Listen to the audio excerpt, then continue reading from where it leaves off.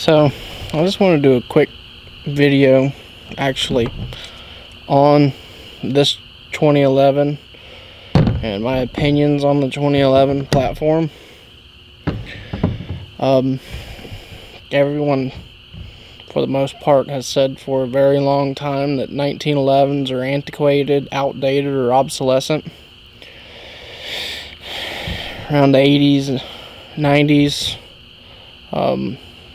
we had the 1911 A2, or what's more better known as the para-ordnance gun.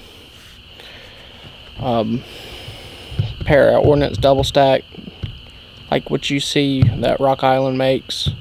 Some people incorrectly call them a 2011, and technically this isn't a 2011 because that's actually trademarked by STI.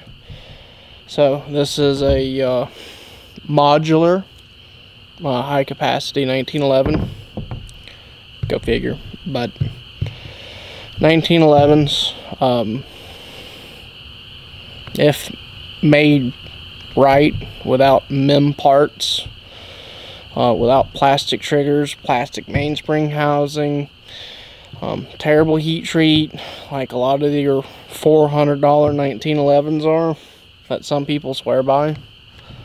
They suck, just like Jimenez, Llamas.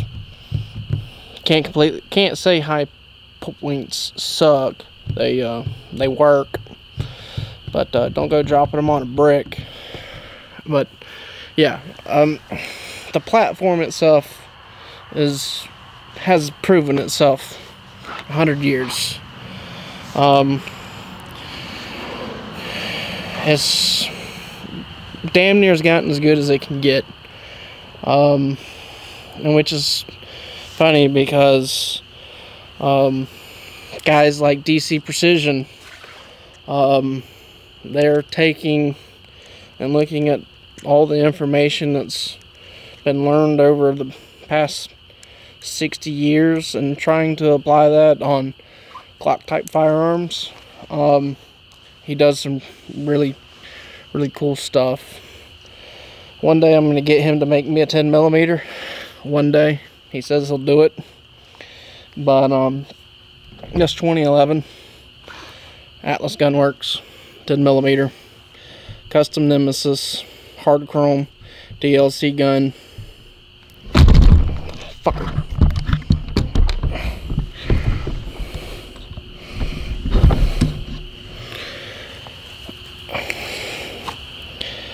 The cream of the crop.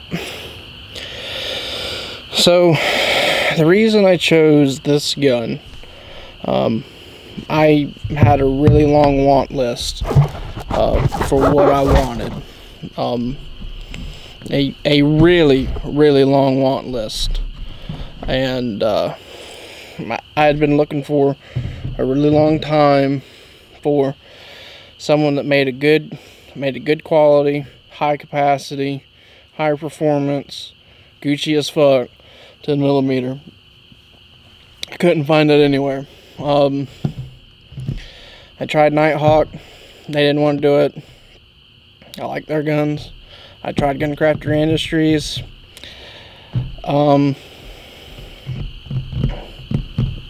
They did a phenomenal job on my SP01, but they didn't want to do it the way that I wanted to do it.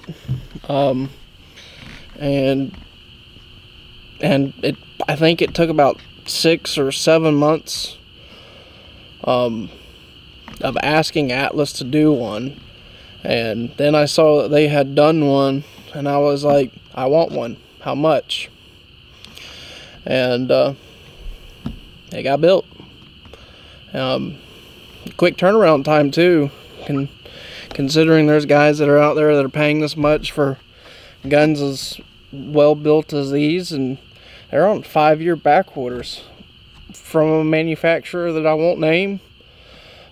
He does cool stuff, but he thinks highly of himself, and last time I checked, no one's won any world titles with his guns.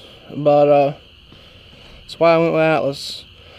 When it comes to Performance, who better? Infinity. I wasn't waiting the 18, 19 months that it was going to take. Limcat wouldn't make one. So that was my only option, and they knocked it out of the park. Now, do I think that I got my money's worth? I don't know. If you knock $2,000 off of it, yeah. But I asked for some dumb shit too. That I wouldn't ask for again, like high polish control. I was just being extra, and you know, extra costs extra. So yeah, but it's a phenomenal gun. Like barely 1.5 pound, like insane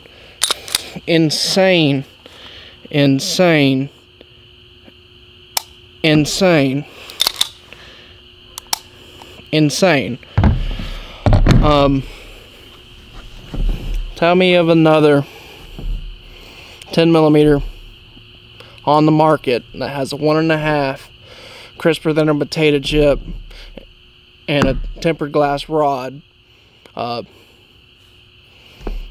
trigger.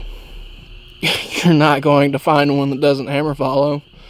I heard there was a lot of problems, and why it took as long as it did for me to get this gun is there was some stuff that they had to get figured out, and they figured it out. I mean, this thing has not seen anything other than Underwood and Uncle Jim's Piston Hot hand loads. That's it. Maybe some S&B tossed in there, but I mean that's because it was cheap and that was available, and I didn't feel like spending $1 around at a competition. Now, granted, I did shoot one later, shooting nothing but Underwood at, and that was like $1.04. Every time I pulled the trigger on a seven stage match. Financial responsibility has never been something I've been good at, but Gunworks. Talk about the problems of 10mm in the 2011 platform. Technically, there's only one gun on the market, and it's not even a high capacity market. That's a autoloader that was made for 10mm, and that's the SIG P220-10. And I don't even think they make special mags for it. But every single gun that's chambered in 10mm are based off a 45 caliber gun. Would that be something that I would like to see changed in the future? I mean, it would be cool. Just the only complaint of the platform is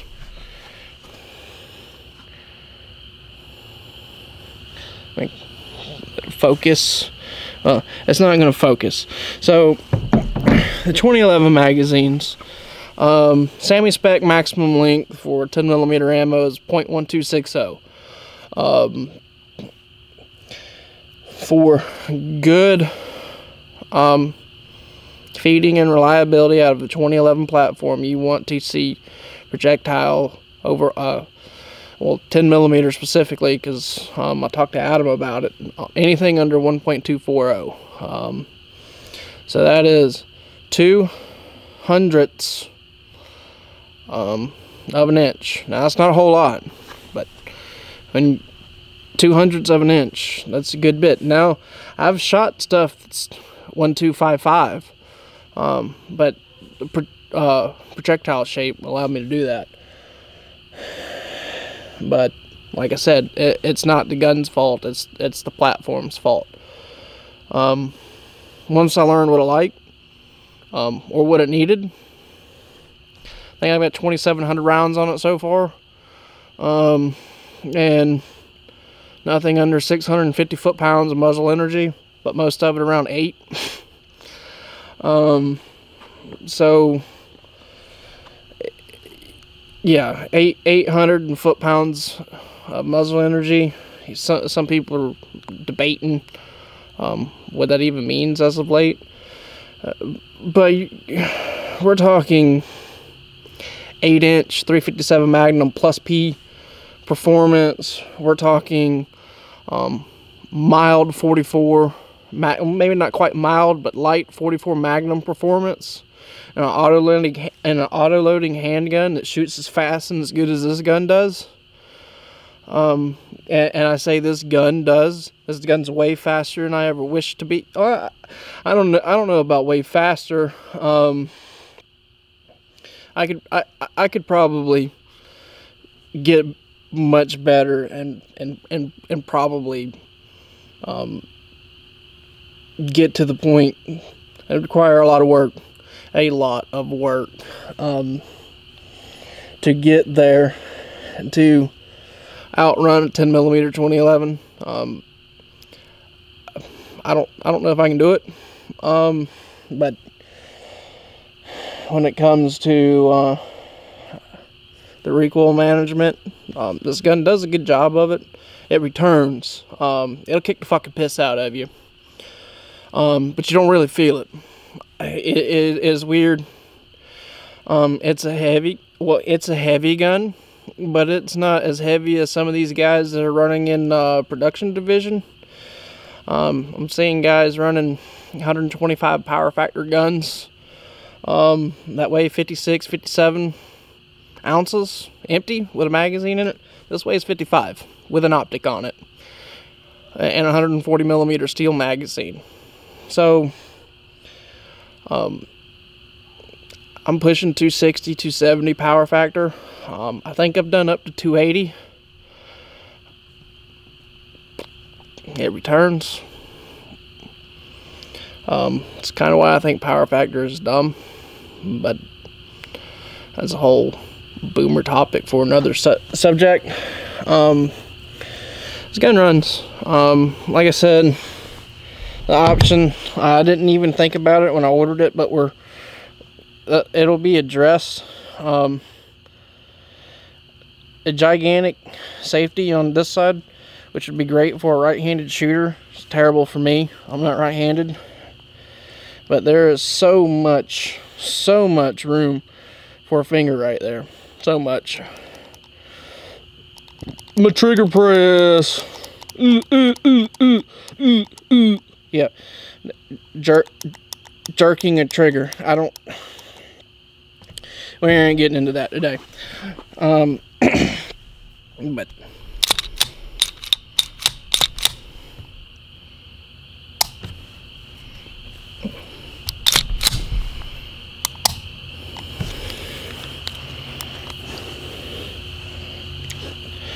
so some people may ask, Streamlight, Surefire, or whatever. Surefire X300. I like better. I like the switches a little better than Streamlight switches. Streamlight switches are anemic to me. And holster support was better for this gun. Now, I'm still trying to get with Ghostman Designs. I can't remember, but he's a buddy. He modifies Safariland holsters for stuff that's not exactly factory. He does a good job with it.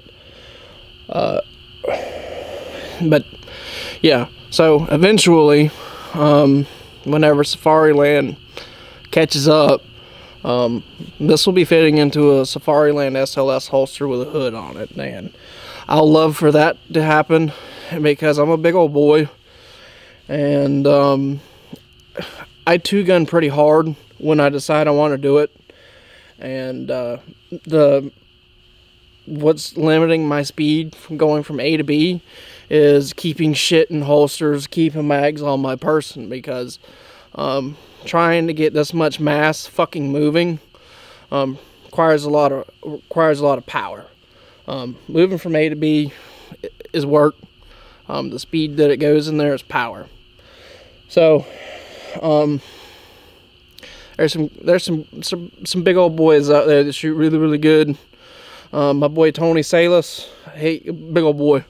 I would not want to get into a gunfight with him. He teaches at Performance Gun, Lincoln, North Carolina. David Wampler. He's a hefty boy. National, world titles. So, I mean, my buddy Vinny, Monsoon Tactical. Dude's legit. But yeah, shooting and moving, it's fun. But this gun is ridiculous. I've not ever picked up any other gun from any other manufacturer, and it sounds like this. And if you're wondering what that hang up is when I first go to grab it, is what a lot of people some of you may not even know about the 2011 platform is some of your dwell time and recoil management is in the shape of the interface that is your hammer and your firing pin retainer. The shape of that changes. And because this doesn't run a whole lot of mainspring weight, obviously 1.5 pounds, I've gotten reliable ignition. I've not found anything it won't set off yet. Will that ever be a problem? I don't know. 1.5 pounds. Some of you guys might not even have a concept of what 1.5 pound trigger pull is. It's fucking light, especially on a 1911, especially the way that these guys tune this.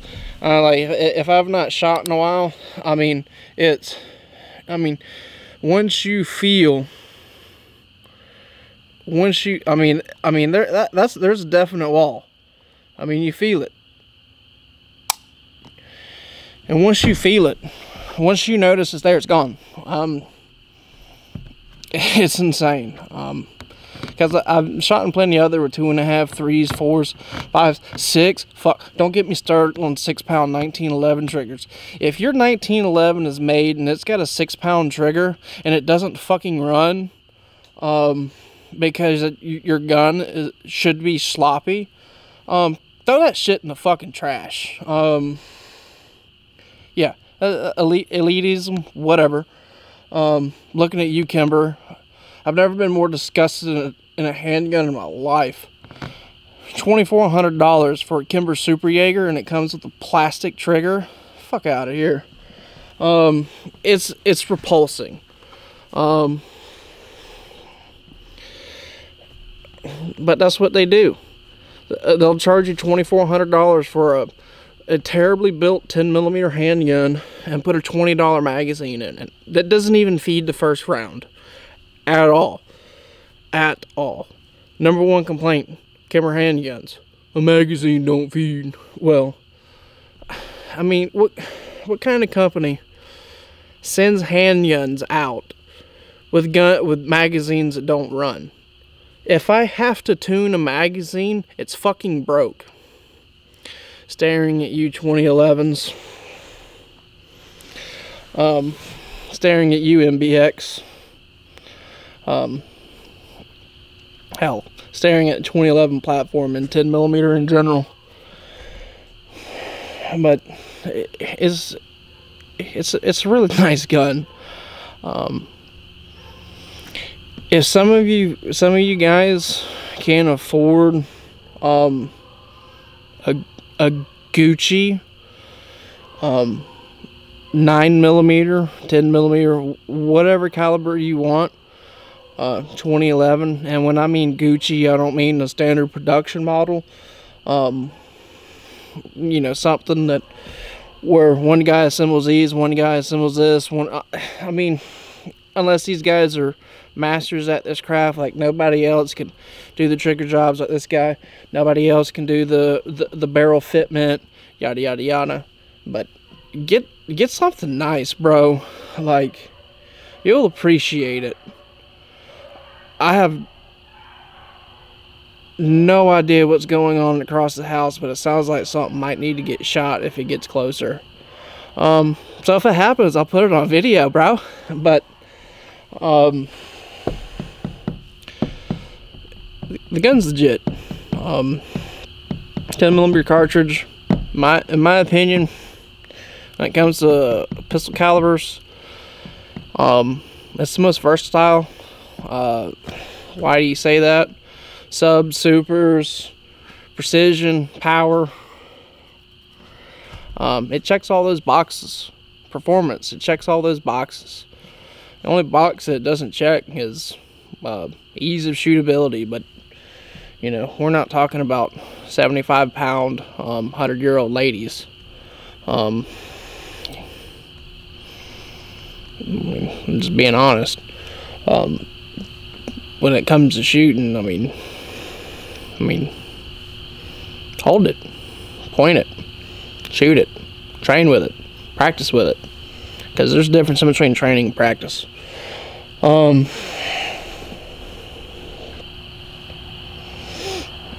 But try fire.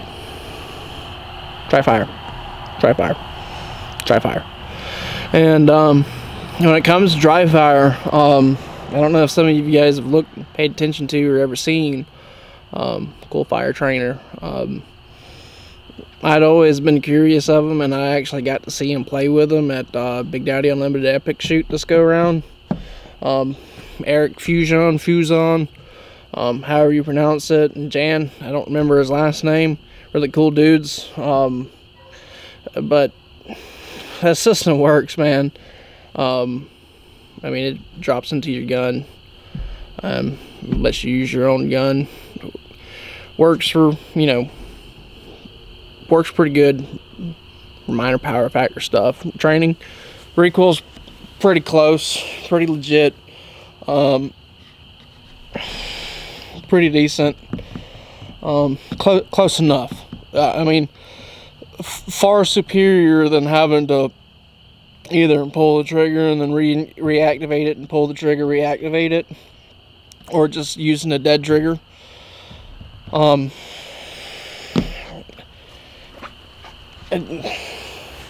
don't know what way you like best, but it's cool. It's interesting. It works. I like it.